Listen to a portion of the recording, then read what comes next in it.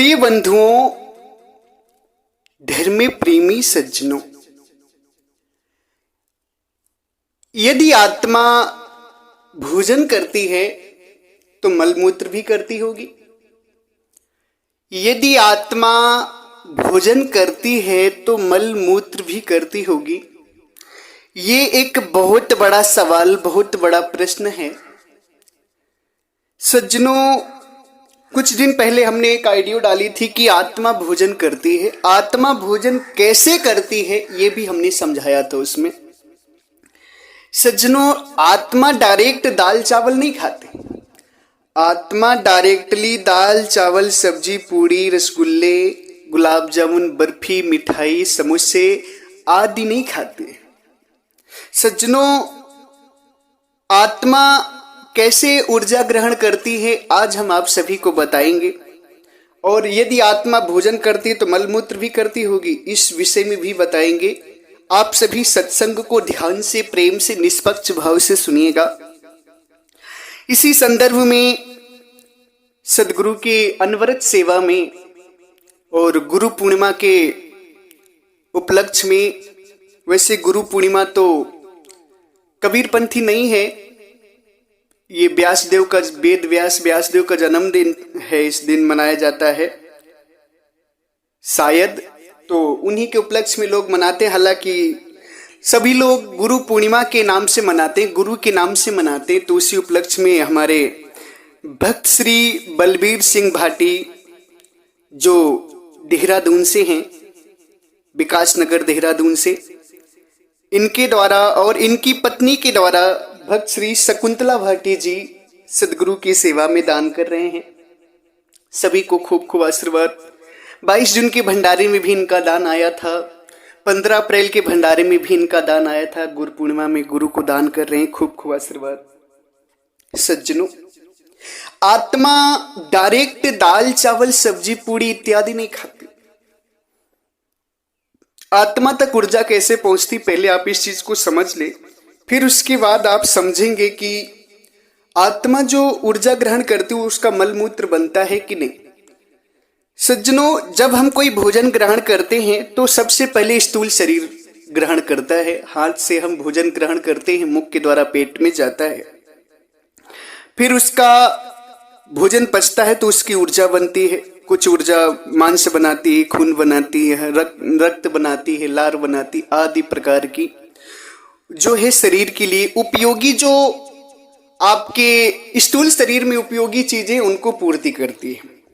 उसके बाद उस पची हुई ऊर्जा का सूक्ष्म भाग जो होता है ना, वो हमारी सूक्ष्म शरीर को मिलती है। हमारी 6 शरीर है, यही स्थूल शरीर ही नहीं, अभी हमारी 6 शरीर और है। स्थूल, सूक्ष्म, कारण, महाकारण, कैवल्य और हंस। सज्जनों, आप सभी इस चीज को बहुत ही गहराई से और बहुत ही ध्यान पूर्वक सुनिएगा। जब स्थूल शरीर का भोजन पच जाता है तो उसमें से जो महीन ऊर्जा होती, सूक्ष्म ऊर्जा होती, वो हमारे सूक्ष्म शरीर को मिलती है। सूक्ष्म शरीर से कारण शरीर को मिलती है, कारण से महाकारण, महाकारण से कैवल्य और हंस। अति सूक्ष्म ऊर्जा जो होती वो आत्मा ग्रहण करती है, वो आत्मा तक जाती है। सज्जनों, आत्मा डायरेक्टली दाल चावल रोटी सब्जी नहीं खाती। अगर आप लोग ऐसा समझते हैं कि आत्मा डायरेक्ट दाल चावल रोटी सब्जी या समोसे मिठाइयाँ आदि वगैरह फल या पानी ग्रहण करती, तो ऐसा कदापि नहीं है। इस अज्ञानता में आप सभी मत रहिएगा। ये आत्मा सूक्ष्म भोजन ग्रहण करती। साहेब उसे कहते हैं सूक्ष्म भोजन सब दे आहारी, सूक्ष्म भोजन सब दे आहारी। परमात्मा के देश में भी आत्मा सूक्ष्म भोजन शब्द का आहार करती। सूक्ष्म भोजन शब्द आहारी, शब्द स्वरूप परमात्मा में ये आत्मा सूक्ष्म भोजन करती। सज्जनों, अब आप सभी के अंदर ये विचार उत्पन्न होता होगा कि यदि आत्मा सूक्ष्म भोजन करती है तो मलमूत्र भी करती होगी। नहीं सज्जनों, आत्मा मलमूत्र नहीं करती है। मैं आपको बताता हूं कैसे। जब आप मोटा तत्व स्थूल शरीर से ग्रहण करते हैं ना, तो स्थूल शरीर भोजन का जो मोटा तत्व होता है वो स्थूल शरीर के माध्यम से बाहर निकल जाता है। इसकी जो सूक्ष्म ऊर्जा होती है वो सूक्ष्म शरीर को मिलती है। अब सूक्ष्म शरीर भी मलमूत्र नहीं करता है, मलमूत्र करने का कार्य केवल और केवल स्थूल शरीर का है, क्योंकि ये मोटा तत्व ग्रहण करता है तो मोटे तत्व का जो अंश होता है वो निकाल देता है बाहर मलमूत्र के द्वारा। अब जो ऊर्जा बनती है ना, ऊर्जा जो है जब स्थूल शरीर सूक्ष्म शरीर पे जाती है तो सूक्ष्म शरीर जो ऊर्जा लेती तो सूक्ष्म शरीर भी मलमूत्र नहीं करती, कारण शरीर भी मलमूत्र नहीं करती, महाकारण भी मलमूत्र नहीं करती, कैवल्य हंस ये सब कोई शरीर मलमूत्र नहीं करती। मलमूत्र केवल और केवल स्थूल शरीर करती है। अब इसके बाद जो अति सूक्ष्म ऊर्जा आत्मा तक जाती तो आत्मा उस ऊर्जा को लेती तो वो मलमूत्र नहीं करती। बहुत सारे लोगों के अंदर ये प्रश्न बना था, भ्रम बना हुआ था कि यदि आत्मा भोजन करती है तो वो मलमूत्र भी करती होगी, यदि आत्मा डायरेक्टली दाल चावल खाती तो जरूर मलमूत्र करती, मगर आत्मा डायरेक्टली दाल चावल नहीं खाती। आत्मा क्या करती है कि आत्मा इस शरीर से जैसे भोजन किया, स्थूल शरीर को मिला, मोटा तत्व तो स्थूल शरीर को मिला और बाकी बचा हुआ बाहर निकाल दिया, कचरा बाहर निकाल दिया। अब उसके बाद उसका जो सूक्ष्म ऊर्जा है, सूक्ष्म ऊर्जा स्थूल कारण सूक्ष्म शरीर को मिलता है, फिर उससे अति सूक्ष्म ऊर्जा कारण शरीर को मिलती है, उससे अति सूक्ष्म ऊर्जा महाकारण शरीर को मिलती है, फिर कैवल्य शरीर, फिर हंस शरीर, फिर आत्मा। 6 शरीर के बाद आत्मा को ऊर्जा मिलती है। अब यहां पर आप विचार करिए, आपको और भी गहराई से हम समझाते हैं। जब आप स्वप्न में जाते हैं ना तो आपकी 3 अवस्थाएं हमेशा रहती हैं, जागृत, स्वप्न, सुषुप्ति। वैसे अवस्था 4 होती, जागृत, शब्द, सुषुप्ति होती है 4, मगर 3 अवस्था में ये जीव हमेशा रहता है। जागृत कौन है? ये जो आप अभी जागृत अवस्था में आप बोल रहे हैं, हमारा सत्संग सुन रहे हैं, हम बोल रहे हैं, प्रकृति की चीजों को आप निहार रहे हैं, प्रकृति के कार्य कर रहे हैं, ये जागृत अवस्था है, स्थूल शरीर में। इसके बाद सूक्ष्म अवस्था होती है। सूक्ष्म शरीर की जो अवस्था होती है वो क्या होती कि जब आप सोने जाते हैं ना, जब आप नींद में जाते हैं, सोने जाते हैं, तो आपकी सूरज जो स्थूल शरीर से हटके सूक्ष्म शरीर में प्रवेश कर जाती है। सूक्ष्म शरीर अब वहां से काम करती, स्वप्न देखना, स्वप्न में शरीर बनना, ये सूक्ष्म शरीर का काम है। फिर उसके बाद कभी कभी आप एकदम अचेत हो जाते हैं, एकदम नींद में स्वप्न भी नहीं दिखाई देते, वो सुषुप्ति अवस्था होती है, वो अचेत अवस्था होती है, सुषुप्ति अवस्था में चले जाते हैं आप। तो सज्जनों, जैसे ही आप स्थूल शरीर से जब विचार करिएगा, बहुत गहरी बात है, बहुत विचारवान बात है। स्थूल शरीर से जब आप नींद में जाते हैं तो सूक्ष्म शरीर में चले जाते हैं। अब सूक्ष्म शरीर भी शरीर से ऊर्जा लेती है, भोजन की ऊर्जा सूक्ष्म शरीर भी लेती है। अब जब आपको स्वप्न में पेशाब लगती है या लेटरिंग लगती है, मलमूत्र का मन करता है, तो आप यदि सूक्ष्म शरीर से चाहें कि स्वप्न में मलमूत्र कर लें तो नहीं कर पाते। जैसे ही आप स्थूल सूक्ष्म शरीर से मल मूतने की कोशिश करते हैं, पेशाब करने की कोशिश करते हैं ना, तो वो स्थूल शरीर के द्वारा होता है, क्योंकि सूक्ष्म शरीर मलमूत्र नहीं त्यागती है, सूक्ष्म शरीर केवल ऊर्जा लेती। आप सभी ज्यादा से ज्यादा, मैं जानता हूं जहां तक कि ज्यादा से ज्यादा लोगों के साथ ऐसी घटना घटी होगी, जैसे आपको तगड़ी पेशाब लगती है, आप स्वप्न में आप खूब पेशाब करने की कोशिश करते हैं, मगर जब तक स्थूलतम पेशाब नहीं हो जाती तब तक आपको शांति नहीं मिलती। स्वप्न में आप कितना भी पेशाब करें, पेशाब नहीं होती है। आप स्वप्न में जब ज्यादा जोर डालते हैं तब स्वप्न में रहते हुए स्थूल से आपकी पेशाब हो जाती है। बहुत सारे लोग बिस्तर में लेटे लेटे मूत देते, पेशाब कर देते। क्यों? क्योंकि सूक्ष्म शरीर मलमूत्र करने त्यागने का काम नहीं करता है। सूक्ष्म शरीर सूक्ष्म ऊर्जा लेता है ना, सूक्ष्म ऊर्जा का मलमूत्र नहीं बनता है। उससे सूक्ष्म ऊर्जा जो है इस कारण शरीर लेता है, उसमें भी मलमूत्र नहीं बनता है। महाकरण शरीर लेता है, उसमें भी मलमूत्र नहीं बनता है। केवल हंस शरीर लेता है, उसमें भी मलमूत्र नहीं बनता। अति सूक्ष्म ऊर्जा जब आत्मा के पास जाती है तो विचार करिए कैसे मलमूत्र बन सकता है, लेटरिंग, पैखाना, संडास बन सकता है? कभी नहीं बन सकता। आत्मा जो ऊर्जा लेती है तो उस ऊर्जा से मलमूत्र नहीं बनता है। सज्जनों, आप विचार करिए, जब ये बच्चा मां के गर्भ में रहता है तब इसे ऊर्जा मिलती है मां की नाभि के द्वारा, तब ये वहां गर्भ में मल मूत्र नहीं करता है, बेटा लेटरिंग नहीं करता है गर्भ में। ऊर्जा नाभि के द्वारा इसे ऊर्जा मिलती, उस ऊर्जा को ये आत्मा स्थूल शरीर में भी रहकर मल मूत्र नहीं करती।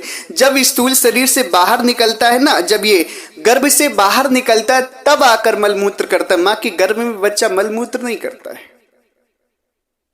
क्यों? जबकि उसे ऊर्जा मिलती, मां की ऊर्जा, जो मां भोजन करती है वो भोजन मां की नाभि के द्वारा बच्चे की नाभि से होते हुए बच्चे की पूरे शरीर तक पहुंचता है, ऊर्जा पहुंचती है।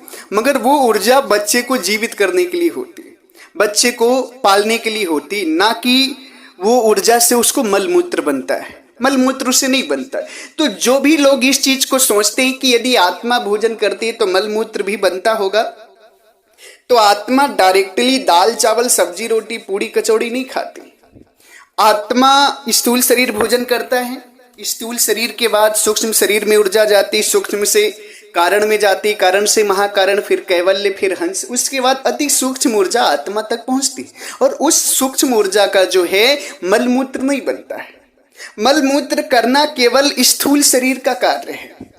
मलमूत्र को त्यागना, लेटरिंग को करना, संडास को करना, डोल डाल करना केवल स्थूल शरीर का कार्य है। क्योंकि स्थूल शरीर मोटा तत्व लेता है तो मोटा तत्व छोड़ता है, क्योंकि मोटा तत्व है, स्थूल शरीर मोटा भाग है। इससे महीन जो है स्थूल शरीर है, सूक्ष्म शरीर है, इससे महीन, उससे और भी महीन कारण शरीर है, फिर और महीन महाकारण है, फिर कैवल्य है, फिर अंश है, लास्ट में आत्मा। तो सज्जनों, अब कुछ लोग कहते हैं कि आत्मा भोजन नहीं करती, आत्मा को ऊर्जा की आवश्यकता नहीं है।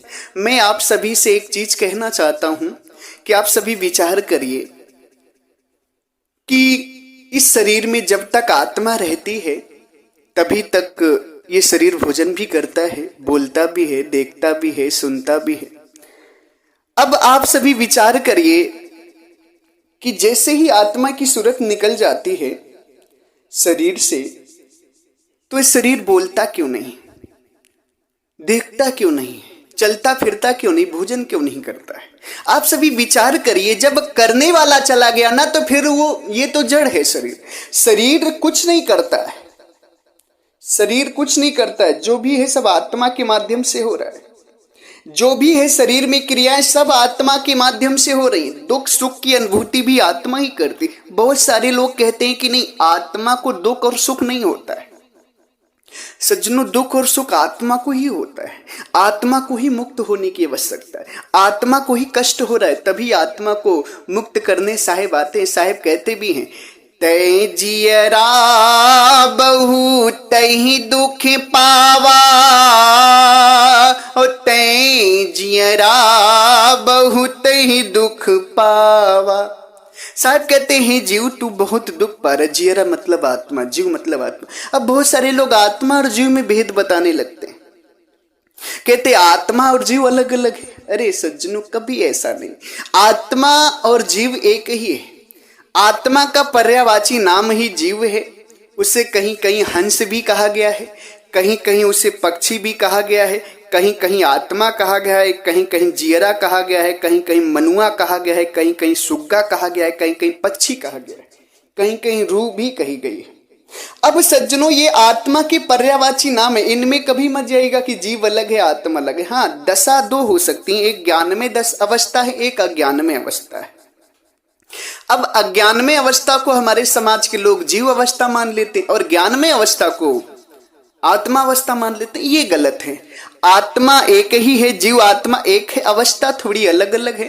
जैसे अभी जब तक परमात्मा का ज्ञान नहीं है, अमर लोक देश का ज्ञान नहीं है, अपने स्वरूप का ज्ञान नहीं, तब तक ये अज्ञान में अवस्था में है। और जब इसे ज्ञान हो जाएगा तो ये ज्ञान में अवस्था में आ जाएगा। बस ये अवस्थाओं का फेर है, ज्ञान और अज्ञान का फेर है, ये जीव और आत्मा का फेर नहीं है। जीव और आत्मा अलग अलग कभी मत समझिएगा आप सभी, जीव और आत्मा एक है। साहब कहते, ए जियरा तू अमर लोक के पड़े कालवसी आई हो, ए जीव तू अमर लोक देश का है। अब जीव आत्मा अलग अलग है, जीव दशा खत्म हो जाती है तो अब अमर लोक देश में साहब कहते हैं कि जियरा तू अमर लोक के, हे जीव तू अमर लोक देश का है। जीव को अमर लोक देश का बता रहे हैं। और कुछ संत कहते हैं कि जीव अलग है आत्मा अलग है। तो क्या अमर लोक देश में जीव है कि आत्मा है? तो कहते हैं आत्मा है।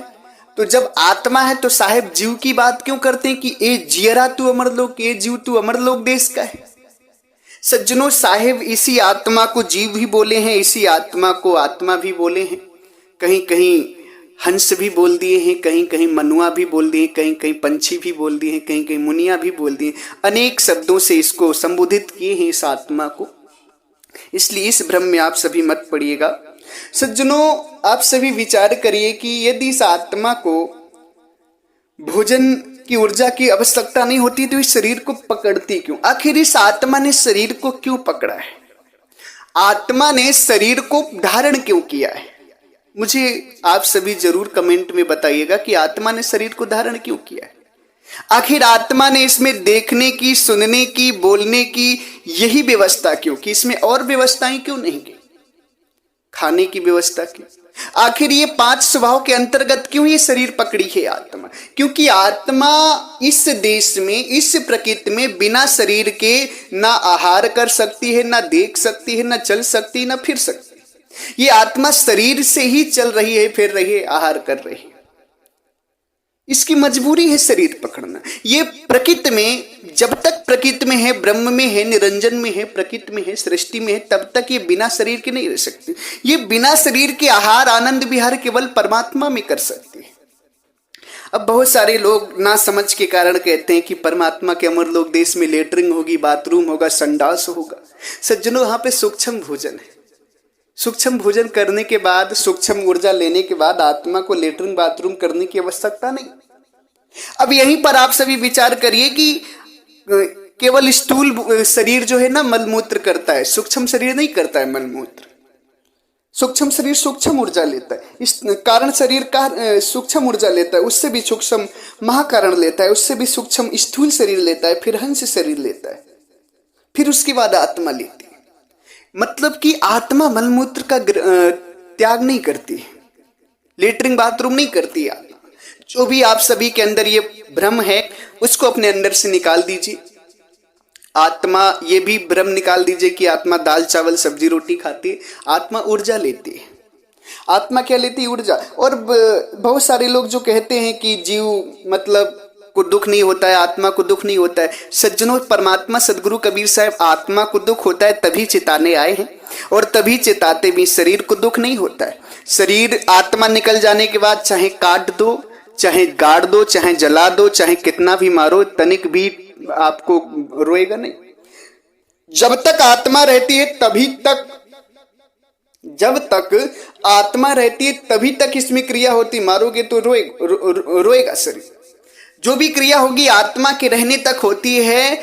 आत्मा नहीं रहती, आत्मा की सूरत नहीं रहती ना, तो फिर इससे दुख भी नहीं होता है। शरीर को कुछ भी नहीं, शरीर तो जड़ है। इस चीज को दिमाग में बैठा लीजिए कि इसमें जो ऊर्जा ग्रहण कर रही वो आत्मा है, देख रही वो आत्मा है, सुन रही वो आत्मा है, बोल रही वो आत्मा है। आत्मा के माध्यम से सारी क्रिया हो रही है। इसलिए आप लोग इस चीज को कभी ना इस अज्ञानता में जाएं, क्योंकि कुछ लोग विरोध इसका करते हैं, हालांकि उनका काम है, क्योंकि उन्हें समझ में नहीं आ रहा है। इस गहरी वाणी है, गहरा भेद है। जब आत्मा परमात्मा को आप देखोगे नहीं तो जान नहीं सकते इन चीजों को। अमर लोक देश जाओगे, देखोगे कि वहां हाँ आत्मा हर विहार कर रही, तब न इस चीजों पर आपको विश्वास होगा। अब आपने देखा नहीं है और हम बता रहे हैं तो आपको विश्वास नहीं होगा। जिन लोगों को नहीं विश्वास होता है, मजाक उड़ाते हैं, खिल्ली उड़ाते हैं, वो उसी तरह होता है जैसे किसी व्यक्ति को आपने हीरा दे दिया। अब वो हीरे को जानता ही नहीं, हीरे की उसे परख ही नहीं है, तो वो अपने दिमाग लगाता है, फिर हीरे का उपहास करता है, उसे पत्थर कहता है, उससे मजाक उड़ाता है, क्योंकि वो अज्ञानी है। उसे हीरे के विषय में ज्ञान नहीं है, परख नहीं हीरे की। उसी तरीके से ये ज्ञान भी है, जो आत्मा परमात्मा को देख रहा है, जो आत्मा परमात्मा को देखेगा, अमर लोक देश को देखेगा, तभी इस बात का वो समझ पाएगा कि हाँ आत्मा आनंद हार विहार करती है कि नहीं। जिसे आत्मा का ज्ञान ही नहीं है, केवल मन बुद्धि के द्वारा सोच रहे हैं जो लोग कि आत्मा भोजन नहीं करती, आत्मा आहार विहार नहीं करती, अमर लोक देश है ही नहीं, तो उन लोगों की साधारण सी बात है कि उन्होंने देखा नहीं। और सही भी है, जो देखेगा नहीं उसे मानेगा कैसे जीव, क्योंकि प्रयत्नशील तो है नहीं जीव उस चीज को देखने के लिए। सज्जनों, इन सब भ्रमों में आप ना पड़े। प्रभु के अमर लोक देश में भी आत्मा हर विहार करती है, बाकी लेटरिन बाथरूम नहीं करती है, क्योंकि वो सूक्ष्म भोजन है ना। सूक्ष्म ऊर्जा का कोई मलमूत्र नहीं बनता है। अब आप सभी विचार करिए, मैंने पहले ही बताया है कि जब आप स्वप्न में होते हैं तो आप स्थूल शरीर से हट करके सूक्ष्म शरीर में होते हैं, और सूक्ष्म शरीर से आप लेटरिन बाथरूम नहीं करते हैं। कितनी भी कोशिश कर लें स्वप्न में नहीं होता, जब भी होगा स्थूल में होगा, क्योंकि लेटरिन बाथरूम करने का कार्य स्थूल का है। मोटा तत्व स्थूल ग्रहण कर रहा है, सूक्ष्म तत्व में लेटरिन बाथरूम बनता ही नहीं, मलमूत्र बनता ही नहीं। बड़ी गहरी बात है। यदि आप सभी विवेकी होंगे, समझदार होंगे तो जरूर समझेंगे इन बातों को। समझदार नहीं है तो कोई बात नहीं, विचार करिए, सदगुरु की वाणी का चिंतन करिए। सदगुरु तो अमर लोक देश में भी बताते हैं। मैं वाणी का प्रमाण इसलिए देता हूं, जैसे मैंने अपने आइडियोज में सदगुरु की वाणी का प्रमाण दिया, इसलिए देता हूं कि आप सभी को सदगुरु परमात्मा की वाणी पर विश्वास हो जाएगा। हालांकि जो भी बातें हैं हम सब देखकर बता रहे हैं, साधना के द्वारा हर चीज को देखा है, समझा है, जाना है, तब बता रहे हैं। मगर वाणी का प्रमाण देना एक कारण है, क्योंकि आप सभी का विश्वास हमारे ऊपर ना ही परमात्मा के ऊपर ज्यादा बनता है। परमात्मा के ऊपर आप सभी विश्वास करते हैं, इसलिए मैं परमात्मा की वाणी का विश्वास देता हूं। साहेब कहते भी हैं अपनी वाणियों में, हमें वासी वह देश के जहां 12 मासी वसंत निझर झरे महाअमी भीजते हैं सब संत। सदगुरु कहते हैं मुझ देश के वासी जब 12 महीना बसंत रहता है, हमेशा आनंद परमानंद रहता है, वहां अमृत की वर्षा होती, निजर झरे महाअमी, महाअमृत की वर्षा होती, सारे संत उसका पान करते, भीजते हैं सब संत। साहब कहते जहिया कीर्तम ना हता, हता हाट नहीं बाट, हता साहिब संत जन साहिब पासी खवास। सदगुरु कहते जब ये कीर्तन नहीं था, धरती आकाश नहीं थी, तो सारे आत्मा परमात्मा में थी और आनंद आहार विहार कर रही थी। साहिब पास खवास, खवास का मतलब जरूर समझिएगा आप सभी। हता साहेब संत जन साहिब पास सब खवास, हता कबीरा संत जन साहिब पास खवास, यानी कि सारे लोग परमात्मा में आनंद आहार विहार कर रहे थे। इन बातों को वही समझ सकता है जो थोड़ा देखा होगा उस देश को, जो आत्मा परमात्मा का ज्ञान किया होगा। हालांकि जो विवेकी होंगे, संस्कारी होंगे और ज्ञानी होंगे, वो भी इन चीजों को समझ सकते हैं सुन करके, और जब साधना करेंगे तो पूरी तरह से प्रत्यक्ष हो जाएगा। जब उस अमर धाम को जाएंगे, अमर लोक देश को जाएंगे आप सभी ना, तो पूरी तरह से प्रत्यक्ष हो जाएगा।